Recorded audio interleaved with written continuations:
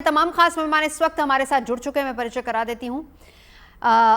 फिलहाल तो सीधी तस्वीरें वहां से अजयनाथ मेरे सेवगी दिखाएंगे कुछ ही देर में, लेकिन उससे पहले हमारे साथ पंडित डॉक्टर काशीनाथ मिश्रा जी मौजूद हैं। ये ऑथर हैं और उड़िया स्कॉलर भी हैं और इन्होंने भविष्य मल्लिका पुराण को 40 साल तक उस पर स्टडी कर रहे हैं, पढ़ रहे हैं।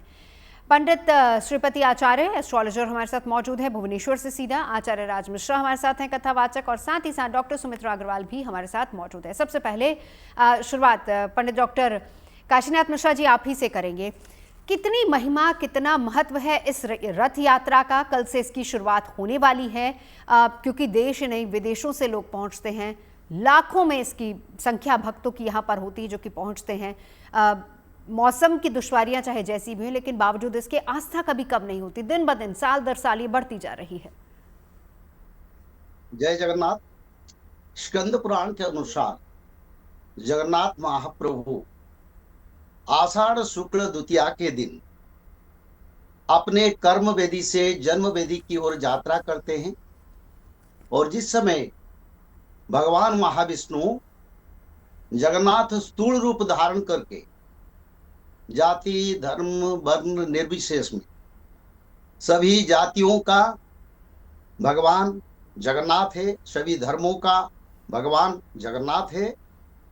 इसी कारण जगन्नाथ महाप्रभु आषाढ़ शुक्ल द्वितीया के दिन सारा ब्रह्मांड में भुवन विदित यानी ब्रह्मांड में सर्व प्रसिद्ध रथ यात्रा को भक्त लोगों के लिए खुद भगवान करते हैं। जब जगन्नाथ जी पहले ब्रह्मदेव ने प्रतिष्ठा किया, तब जगन्नाथ महाप्रभु उसी समय ब्रह्मदेव को बताए थे, मंच स्नानम रथुवर गति चायनं सायनं द्वयः पार्श्वभृति शयनं निवृत्ति पार्वणं पुष्य पूजा दोल केळी दमनं चाबी कंपपूर्ण तृतीया एषां यात्रा भुवन वंदित द्वादशेयो नरेंद्र। ब्रह्मदेव को जगन्नाथ जी ने बताया, बोले 12 महीने में मेरा 12 यात्रा होगा, उसमें 3 मुख्य यात्रा होगा। दोलश्च दोल गोविंदं मंचस्त्वं मधुसूदनम रथित्वं वामनं दृष्ट्वा पुनर्जन्म न विद्यते। सारा ब्रह्मांड के भक्तों का उद्धार के लिए मेरे मुख्य 3 यात्रा होगा। एक दोल वेदी पर मैं दोल गोविंद के रूप में पूजित होऊंगा, स्नान मंडप पर मैं गजानन रूप में पूजित होऊंगा जी, और रथ पर जब मैं रथारूढ़ होऊंगा तब मेरे को वामन के रूप में भक्त लोग दर्शन करके भक्तों का पुनर्जन्म नहीं होगा और सीधा मनुष्य का मुक्ति होगा, भक्तों का मुक्ति होगा। ये यात्रा निर्वाण यात्रा, ये यात्रा मुख्य यात्रा, ये यात्रा भक्तों का यात्रा, ये यात्रा पतित पावन यात्रा, ये यात्रा ब्रह्मांड के सारे भक्तों को उद्धार करने के लिए स्वयं आदि विष्णु सनातन जगन्नाथ निराकार स्वरूप निर्विकल्प सर्वतंत्र स्वतंत्र जगन्नाथ महाप्रभु आचांडाल विप्र ब्राह्मण सारा ब्रह्मांड के लिए यात्रा करते हैं, और ये यात्रा मुख्य यात्रा की नाम में परिचित। बिल्कुल, लौटूंगी आपके पास। पंडित श्रीपति आचार्य भी हमारे साथ जुड़ चुके हैं। आचार्य जी, अब देखिए कल है 16 तारीख, शुरुआत होनी है, रथ यात्रा का शुभारंभ होना है। मैं चाहूंगी एक बार हमारे दर्शकों को बता दीजिए क्या क्या परंपराएं हैं जो इसके साथ जुड़ी हुई हैं, कितना इंपॉर्टेंट होगा कल का दिन, किस किस तरह के कौन कौन से रिचुअल्स हैं जो कल निभाए जाएंगे। ओम नीलाचल निवासाय नित्याय परमात्मने बलभद्रभ्यं सुभद्राभ्यं जगन्नाथाय ते नमो नमः। जय जगन्नाथ। सारे देश के दर्शकों कल जो होगा, जो कि जगत के नाथ जगन्नाथ जी का पर्व, जो कि भगवान श्री जगन्नाथ जी ने हमारे कि ये स्थूल रूप में भगवान दर्शन देंगे। उनका मानवीय जिसको बोलते कि जैसे हम लोग का लाइफस्टाइल होता है वैसा ही लाइफस्टाइल में उनका दर्शन कल होगा। भगवान जी का कल जो शुरू होगा, जैसे पहले ही कि मंदिर में कल से बिफोर डे उनका शुरू हो चुका है, जो कि देवस्नान पूर्णिमा से शुरू हुआ था उनका ये रिचुअल स्टार्ट हो चुका है। डे बाय डे उनका रोज रोज एक एक पर्व जो कि रिचुअल्स वो कंटिन्यू कर रहे हैं। कल जो होगा, देखिए कि हम लोग का ये जो अमावस्या था, नवजौवन दर्शन जो हुआ था, उसके बाद वो जो अनशन में थे, मीन्स आइसोलेशन में थे, जब उनका स्नान हुआ था उसके बाद उनको बुखार हो गया था। वो जो रिचुअल्स खत्म हुआ नवजौवन दर्शन के बाद, वो भी सारे विश्व के दर्शकों को पूरा रिचुअल के साथ, वो यात्रा के साथ, वो मानवीय लीला के साथ भगवान जी ने दर्शन देंगे। तो ये जो रथ यात्रा शुरू होगा कल, पहले कि ये रिचुअल्स में पहले जो हम लोग का बोला जाता है उड़िया में कि भगवान का जो पूजक होते हैं पंडा लोग, उन लोग का दायित्व तो नहीं है।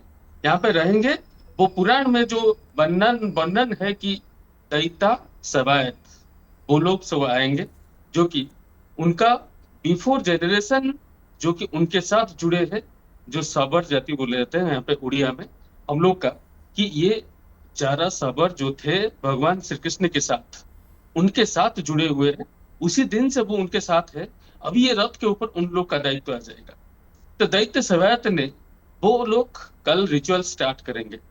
पहले रिचुअल्स में कि भगवान जी का रथ के ऊपर जब आएंगे, जो कि आज्ञामाड़ आज से आज्ञामाड़ आ चुका है कि भगवान आएंगे, तो आज जो कि रथ सिंहद्वार के सामने पहुंच चुका है, तो कल से भगवान रथ के ऊपर आएंगे।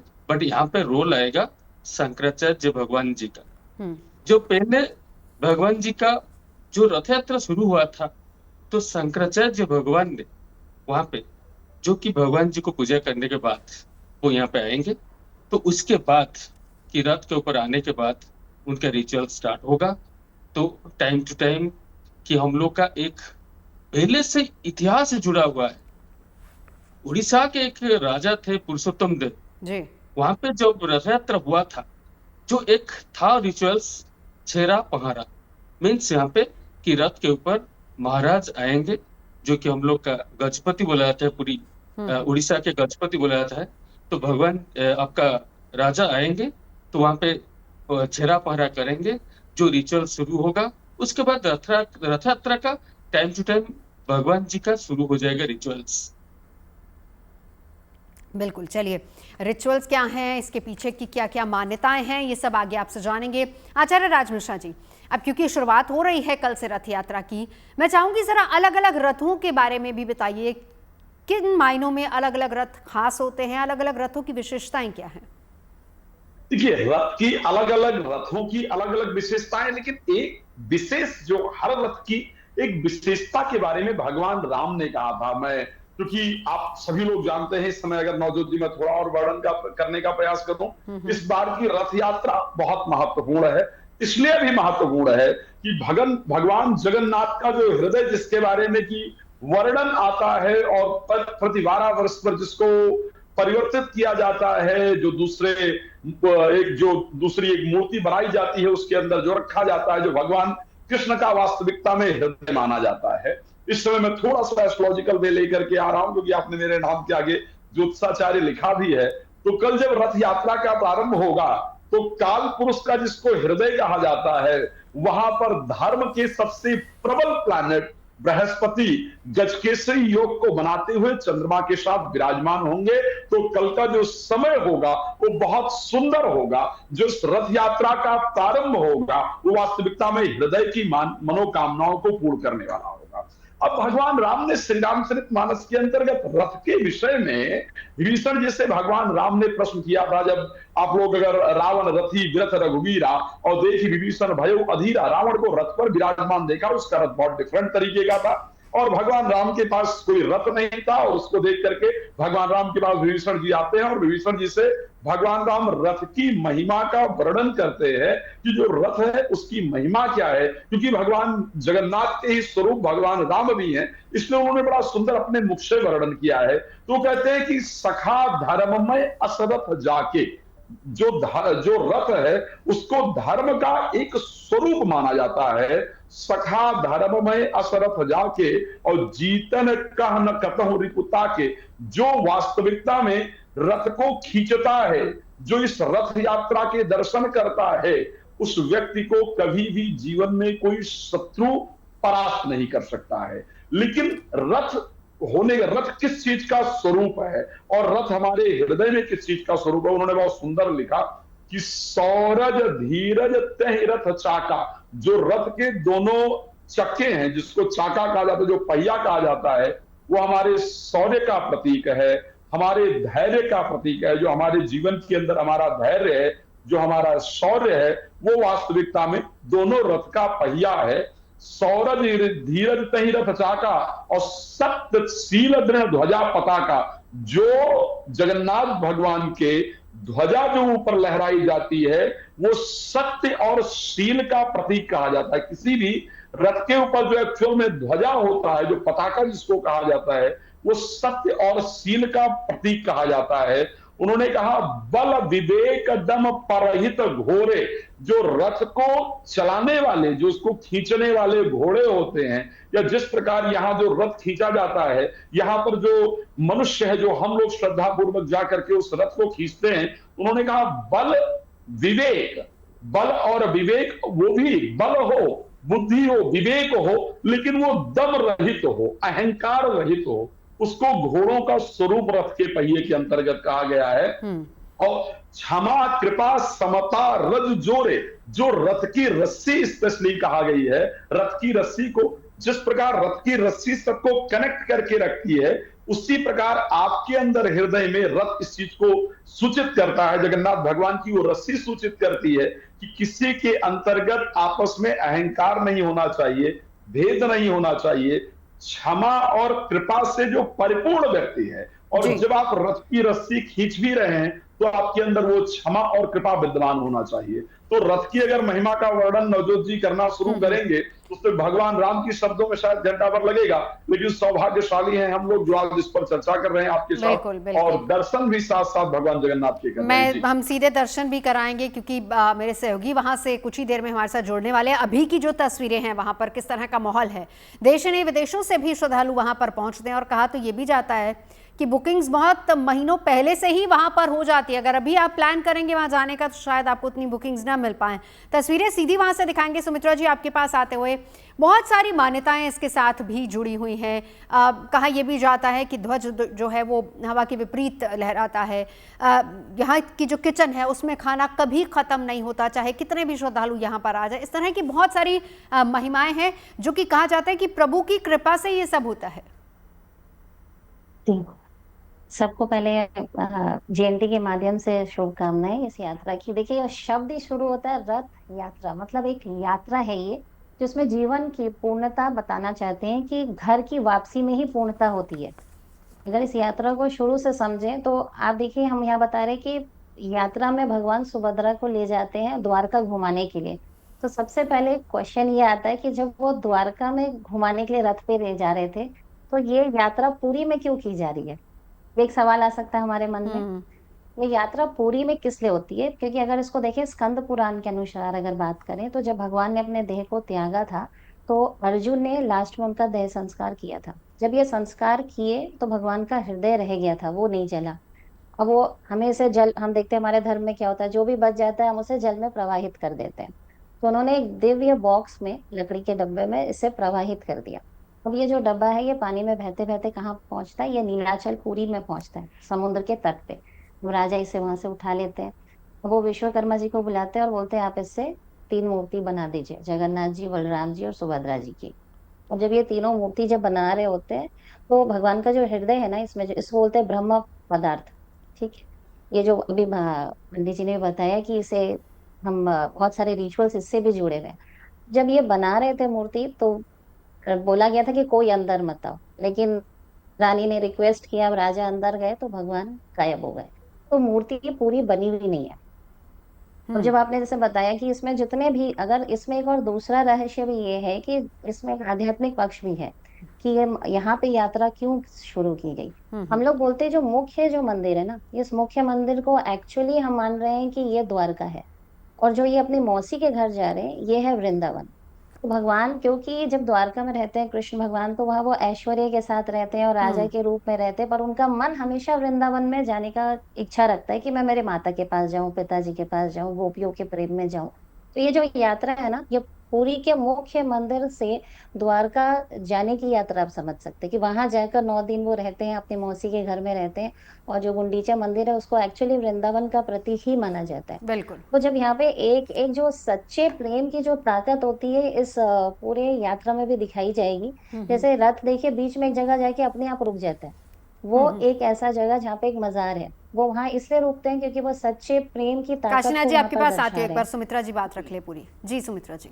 और अगर रथ यात्रा भी जो हो रही है, आप देखिए इसमें देखिए मौसम चेंज होता है। मैं बचपन से ही देखती हूँ रथ यात्रा को टीवी पर, तो अचानक से मौसम चेंज होता है, थोड़ी थोड़ी बारिशें होती है। जी जी। तो उससे हमें ये समझना चाहिए कि जितनी भी कठिन परिस्थिति हमारे जीवन में आ जाए, हमें कहीं ना कहीं कोई ना कोई दैवीय राहत जरूर मिलती है। परेशानी चाहे कितनी भी चरम सीमा पर हो, कुछ सुकून की बारिश जरूर होती है। बिल्कुल। तो ये पूरी यात्रा अगर आप देखें, अगर आप ध्वजा भी बोलते हैं कि विपरीत दिशा में अगर वो चल रही है, मतलब हमारे जीवन में अगर कितनी भी विपरीत परिस्थितियां आए, हमें ये समझना है कि हमें चलना तो है। और बिल्कुल। अगर हम एकदम आस्था के साथ अगर भगवान की हाथ पकड़ ले, तो भगवान स्वयं चल कर आते हैं और हमारे साथ खुद चलते हैं। इस बिल्कुल, पूरी और हमें यात्रा में वो रास्ता खुद चल दिखाते के जा हैं, रहे हैं। सही रास्ता दिखाते हैं। जी जी काशीनाथ मिश्रा जी। जय जगन्नाथ। मैं कहना चाहता हूँ, देखिए स्कंद पुराण में ये लिखा है, इंद्रदिम्न नामे राजा सत्ययुगे भविष्यति। जब जगन्नाथ महाप्रभु माता महालक्ष्मी के साथ वराह कल्प के समय में जगन्नाथ क्षेत्र का निर्माण हुआ, जिस समय कोई युग चक्र का प्रवर्तन नहीं हुआ था। ना सत्ययुग आया था, ना त्रेता आया था, ना द्वापर आया था, ना कलयुग आया था। तो इसीलिए कई लोग विचार करते हैं कृष्ण भगवान के शरीर का अंशावशेष हृदय आके जगन्नाथ महाप्रभु क्षेत्र बना। इसके ऊपर मैं किसी को बोलना नहीं चाहता हूं, पर स्कंद पुराण में लिखा है, राजा इंद्रद्युम्न 1000 अश्वमेधी यज्ञ किया। 1000 अश्वमेधी यज्ञ करने के बाद पहले नरसिंह भगवान का उत्पत्ति हुआ, फिर उसका बाद यज्ञ कंटिन्यू हुआ, और कुछ ही समय तक भगवान का कोई निर्देश नहीं मिला। इंद्रद्युम्न राजा दुखित हो गए, और उसी समय भगवान उनको सपना में आके बताए, जगन्नाथ महाप्रभु महोदधि समुद्र में आके लकड़ी के एक बड़ा विराट लकड़ी आके वहीं पर आके विद्यमान है। उनको लाके विश्वकर्मा जी के द्वारा जगन्नाथ महाप्रभु के विग्रह का स्थापन होगा। ब्रह्म मूर्ति और ब्रह्म का बात जो आता है, ये एक बात मैं कहूं, एते चांस कड़ा स्वयं, कृष्ण स्वयं भगवान, स्वयं कृष्ण भगवान थे, राम भगवान थे, बुद्धदेव भगवान थे, चैतन्य भगवान थे। अब देखिए, जब कृष्ण भगवान अपना परम धाम को गमन करे जी, मेरे विचार से कृष्ण भगवान का दाह संस्कार ये कोई भगवान का जरूरत नहीं होता है मेरे विचार से। और कृष्ण भगवान का जो शरीर का जो ब्रह्म शक्ति, वो अपनी इच्छा से, क्योंकि उनका नाम इच्छामय है, तो इच्छा से वो जगन्नाथ शरीर से आके समा गए। ऐसे विचारधारा शास्त्रियों में ही मिलता है। और स्कंद पुराण में स्पष्ट लिखा है, सत्ययुग में पहले जगन्नाथ क्षेत्र का निर्माण हुआ, जिस समय आके जम देवता आके प्रार्थना किया भगवान को, प्रभु सारे क्षेत्र तो आपने बना दिया जहां सबको मुक्ति मिलेगा, पापी को मुक्ति मिलेगा, जितने बड़ा गलत कर्म करने वाले लोग यहाँ साजुजे मुक्ति मिलेगा। तब महालक्ष्मी और जगन्नाथ दोनों बताए, बोले ये क्षेत्र पाप विमोचन क्षेत्र है, और सत्ययुग में जब होगा तब राजा इंद्रद्युम्न आएंगे, इसका मंदिर प्रतिष्ठा करेगा। और उससे पहले जगन्नाथ और माता महालक्ष्मी वहीं पर थे, आज भी है। कई अनंत समय से जगन्नाथ क्षेत्र विद्यमान है, जिसका कोई इतिहास हम नहीं बता पाएंगे। और रथ पर आरूढ़ होके प्रभु प्रमाण करते हैं, मैं कोई मेरे को माने ना माने, चाहे हिंदू हो, मुस्लिम हो, जैन हो, क्रिश्चियन हो, मैं सबका देवता हूँ, मैं सबका सृष्टा हूँ, मैं सबको पालन करता हूँ। रथारूढ़ो गच्छन् अतिमिलित भूदेव पटलैः श्रुतिर्प्रादुर्भावम् प्रतिपदं मुपाकर्ण्य सदय दया सिन्धुर्बन्धु सकल जगदां सिंधु सुतया जगन्नाथ स्वामी नयन पथगा आमी भवतु में। जगन्नाथ सबका स्वामी है और जगन्नाथ महाप्रभु अपने नीलकंदर से और जी अपने रत्न सिंहासन से स्थूल शरीर धारण करके सारा विश्व की पतितों को उद्धार के लिए ये पतित पावन यात्रा, इस यात्रा का नाम पतित पावन यात्रा, यानी जो पतित है, बिल्कुल जो दुखी है, जो पापी है, जो सदा सदा निस्तारण मांगते हैं कृतार्थ के लिए, उसी के लिए जगन्नाथ जी भुवन विदित यानी ब्रह्मांड विदित ये यात्रा करते हैं। ये यात्रा को देवता लोग सब आते हैं, इंद्रदेव आते हैं, ब्रह्मदेव आते हैं, बिल्कुल, शंकर बिल्कुल। भगवान आते हैं, सारे डॉक्टर देवता काशीनाथ आते हैं। मिश्रा जी, बिल्कुल यहीं से हम चर्चा को आगे बढ़ाएंगे, आपसे और मान्यताएं भी समझेंगे, साथ ही साथ क्योंकि रथों का भी बहुत खास महत्व होता है, उस पर भी बात करेंगे। अजय, तस्वीरें हमें जरा वहां से दिखाइए, क्योंकि बड़ी संख्या में भक्त पहुंच चुके हैं। बस कुछ ही घंटों का, कुछ ही पलों का और इंतजार है, जिसके बाद यात्रा की शुरुआत हो जानी है। अभी वहां पर क्या आप देख पा रहे हैं, कितनी संख्या में लोग पहुंचे हैं, तैयारियां कैसी हैं वहां पर? अजय नाथ।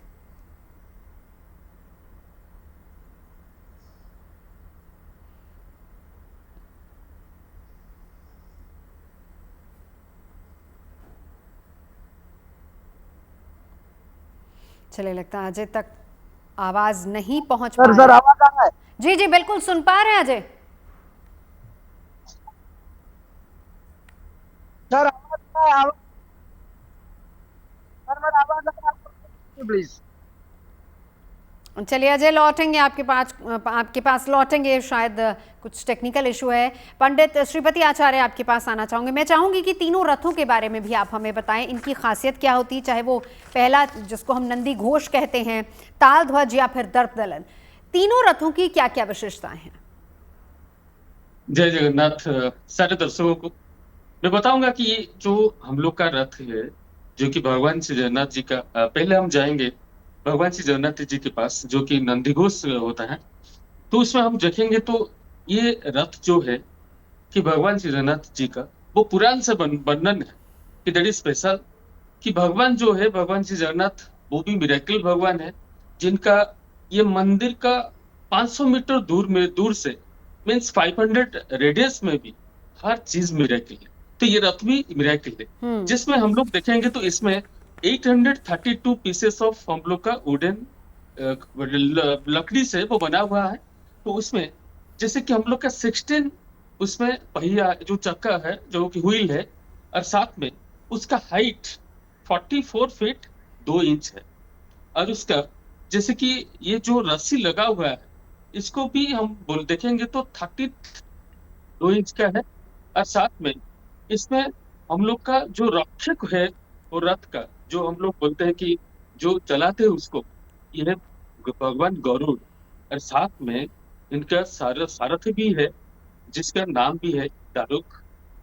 साथ में उसका जो ध्वजा है, ये ध्वजा में त्रैलोक्य मोहिनी ध्वजा, भगवान श्री जगन्नाथ जी इसमें बैठते हैं। और साथ में इसमें सारे देवता है वहां पे है। क्यों कि हम लोग का मान्यता है कि भगवान जी ये सारा विश्व का भगवान है, जगत का नाथ है।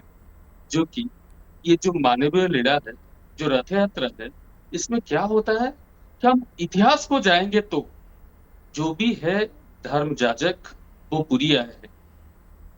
कहा क्या था कम्युनिकेशन, उसी टाइम सब आए थे। उसी हिसाब से देखा जाए तो ये रथ यात्रा में भगवान श्री जगन्नाथ जी, भगवान श्री बलभद्र, माँ सुभद्रा, ये जो जाएंगे। उसके बाद सेकंड, जैसे कि बलभद्र भगवान जी का जो रथ है, इनका नाम है तालध्वज, जिसका कि इसमें हाइट आपका आ जाएगा 43 फीट। साथ में जो कि देवी सुभद्रा माँ का आएगा वो है दर्प दलन, जिसमें 42 फीट 3 इंच का है। ये तीनों में क्यों 1-1 फीट का गैप है? बिल्कुल कि भगवान श्री जगन्नाथ कभी अकेले नहीं जाते थे। सारे विश्व के भक्तों को लेके जाते हैं, क्योंकि वो भक्ताधीन भगवान होते हैं। वो भक्त के अधीन है।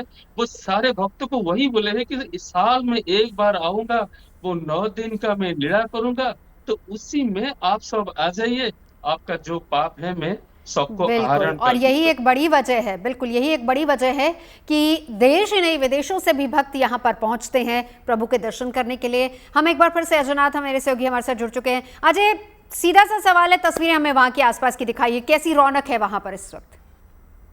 बिल्कुल, मैं आपको ये तस्वीर दिखाऊंगा, पूरी से दिखाऊंगा ये तस्वीर। अब तीनों रथ पूरी तैयार हो चुका है, आप देख सकते हैं। ये भगवान जगन्नाथ के मंदिर के से एकदम सामने तीनों रथ अब खड़े हो चुके हैं और कल रथ यात्रा के लिए पूरी तैयारी हो चुकी है। अगर आप देखेंगे, ये मैं रथ का पहले पिछले वाला हिस्सा आपको दिखा रहा हूँ। भगवान जगन्नाथ मंदिर का जो अरुण स्तंभ है, अरुण स्तंभ के एकदम नजदीक में लगा हुआ है नंदी घोष, दर्पदलन और तालध्वज, ये तीनों रथ मौजूद हैं और कल रथ यात्रा के लिए हर तरह की व्यवस्था हो चुकी है। आपको ये भी मैं दिखाऊंगा। अब से लोगों का ये भीड़ आप देख सकते हैं, लोगों का भीड़ में आपको ये भी दिखाऊंगा। अब से हजारों तादाद में लोग भक्त जुड़ रहे हैं, कल रथ यात्रा देखेंगे। यहीं से आप देख सकते हैं, लोग यहाँ नीचे बैठ भी गए हैं, कुछ लोग सो भी जा रहे हैं।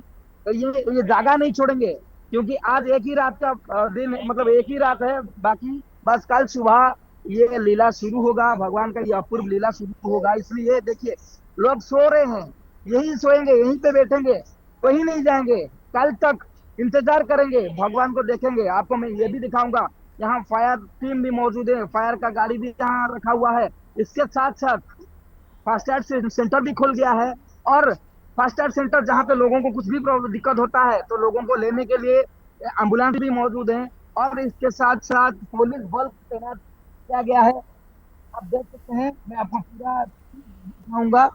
और ये आप देख सकते हैं, भाई बहन भगवान जगन्नाथ, भाई बड़े भाई बलभद्र और बहन सुभद्रा, जैसे ही रिचुअल्स हुआ है, जैसे ही सिस्टम बना गया है, जैसे ही नीति बना।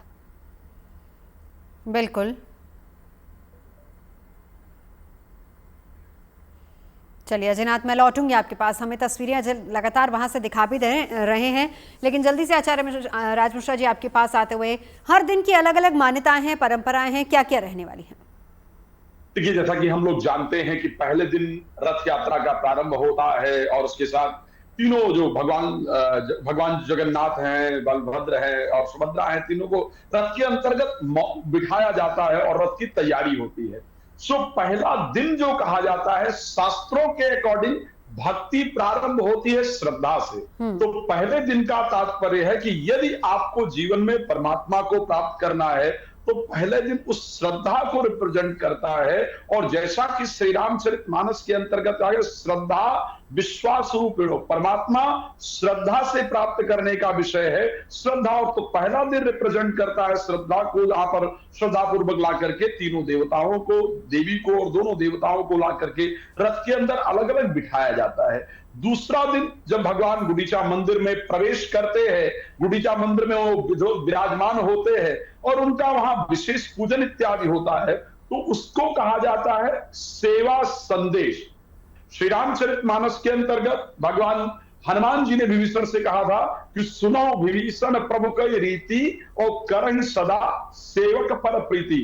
परमात्मा सेवा से प्रसन्न होते हैं, और जो दूसरा दिन भगवान की रथ यात्रा का रिप्रेजेंट करता है वो सेवा को रिप्रेजेंट करता है। इसीलिए जब मेरे धर्म की एक और शाखा जिसको हम सिख धर्म कहते हैं, तो वहां पर जो सबसे बड़ा महत्व दिया गया है वो सेवा को महत्व दिया गया है। तो जो भगवान की रथ यात्रा है वो दूसरा दिन जो रिप्रेजेंट करता है वो सेवा को। फिर तीसरे दिन भगवान भक्तों और श्रद्धालुओं को दर्शन देते हैं, विशेष भोग और आरती होती है, जहां पर भगवान राम का वो शब्द की सब मम प्रिय सब मम उपजाए, सब लोग मुझे प्रिय हैं और सब लोग मेरे हैं। तो भगवान भक्त को एक समान दृष्टि से दर्शन देते हैं, उसमें कोई छोटा कोई बड़ा, कोई ऊंच कोई नीच वाली परंपरा जो तीसरे दिन है वो विशेष रूप से खत्म हो जाती है। फिर चौथे दिन की अगर बात की जाए तो सेवा और भोग, विनम्रता का संदेश। जब आप सेवा और भोग जो है वो विनम्रता का संदेश देता है।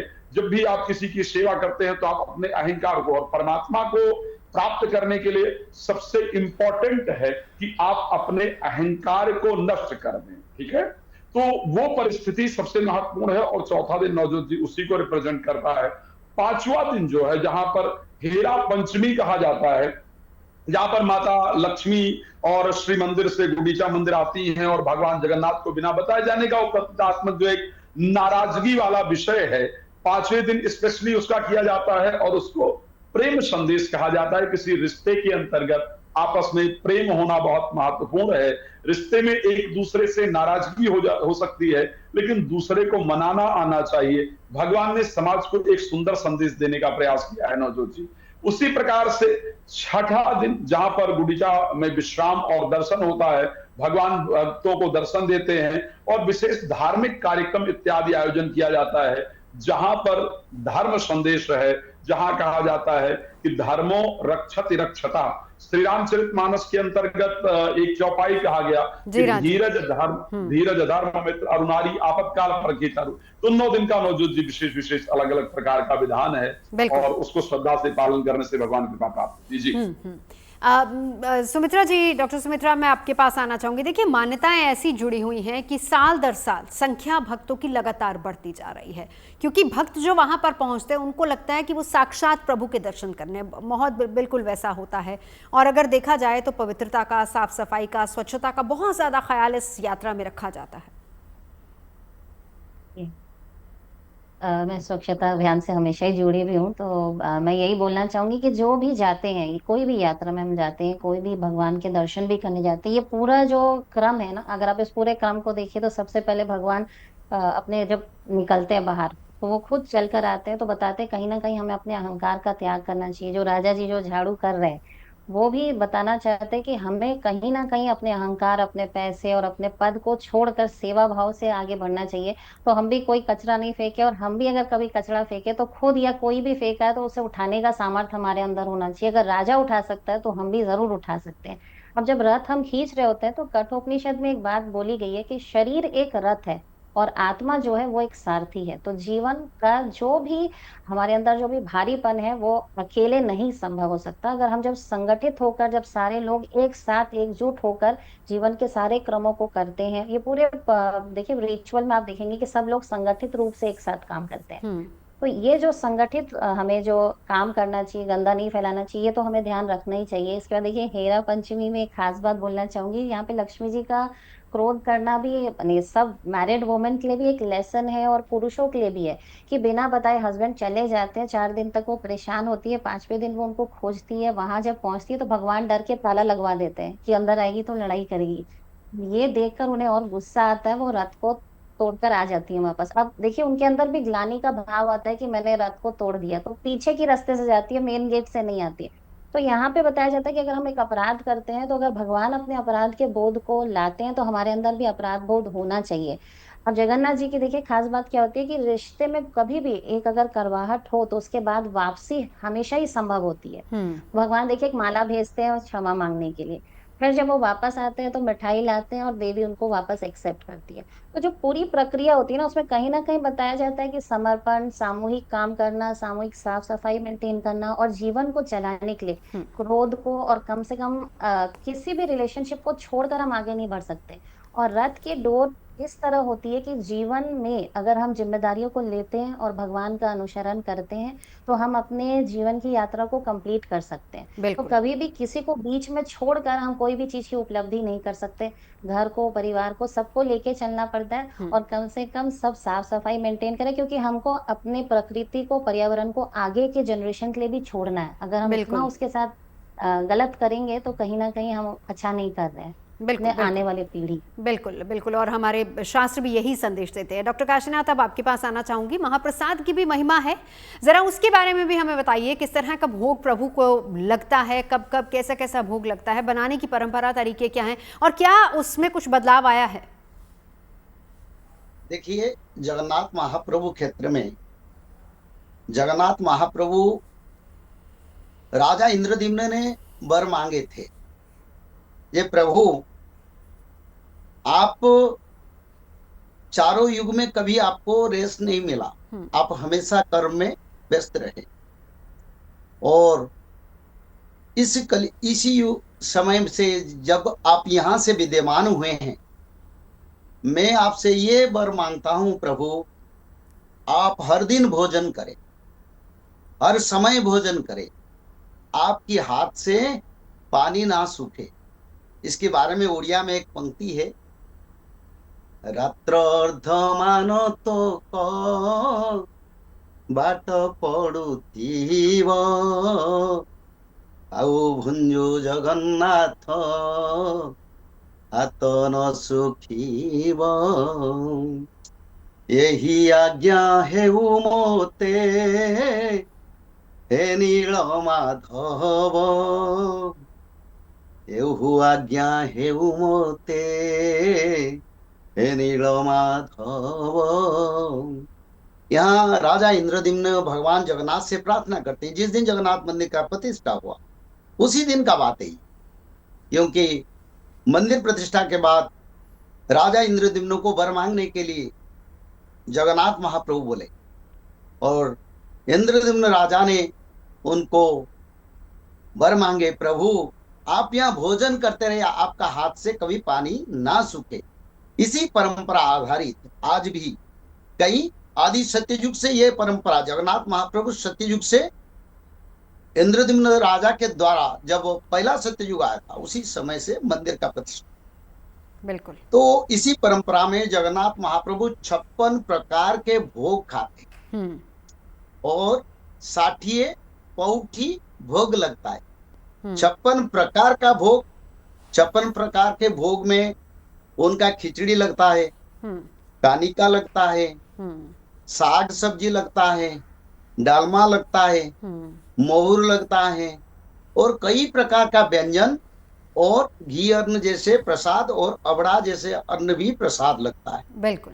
और सूखा भोग जो लगता है 56 प्रकार का, उसमें भगवान के मालपुआ लगता है, रसगुल्ला लगता है, जैसे लड्डू लगता है, पेड़ा लगता है, जो कृष्ण भगवान बचपन में खा रहे थे वो भी सब लगता है। ऐसे 56 प्रकार के भोग, 60 पौटी। 60 पौटी का अर्थ है 60 हमारी जो पहले से परंपरा था, जो जिसमें मेजरमेंट हो रहा था, जिसको माण कहते थे मेजरमेंट का, उसको गौणी कहते थे उड़ीसा में, उसी हिसाब से 60 गौणी का शस्य, बिल्कुल, जिसमें उड़द लगता है, मूंग लगता है, चावल लगता है, कई प्रकार का शस्य, यानी कई तरह के भोग यहाँ पर प्रभु को लगाए जाते हैं। देखिए 9 दिन का ये पूरा पर्व है, अलग अलग तरह की मान्यताएं हैं और साथ ही साथ बहुत सारी परंपराएं भी हैं जो इससे जुड़ी हुई हैं, जिसको लेकर लगातार गुड न्यूज़ टुडे पर, क्योंकि इस यात्रा से जुड़ी बड़ी और महा कवरेज गुड न्यूज़ टुडे लगातार आपको दिखाई रहा है, हम आपको बताते रहेंगे आगे। फिलहाल तमाम खास मेहमानों का हमारे साथ जुड़ने के लिए बहुत बहुत धन्यवाद। यहाँ रुकेंगे एक ब्रेक के लिए, रहिए हमारे साथ। अगर आप मुझसे जुड़ करके अपनी समस्याओं का समाधान चाहते हैं और चाहते हैं कि आपकी समस्याओं को ज्योतिष के माध्यम से सुलझाया जाए, तो आप हमसे संपर्क कर सकते हैं, जुड़ सकते हैं एस्ट्रो तक पर।